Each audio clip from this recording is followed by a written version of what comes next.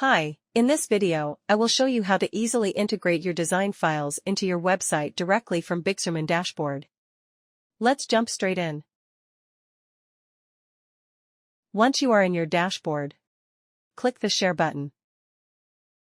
Here you can see the options for sharing your design. This is my embedded code here, which I can use in my website. You can also use the URL for quick sharing. Choose your preferred output scale.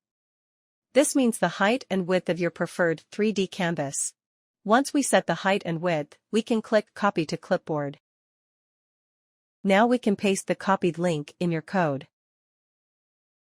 Done. This is how it will look on my website. A quick way to integrate and share your visualization.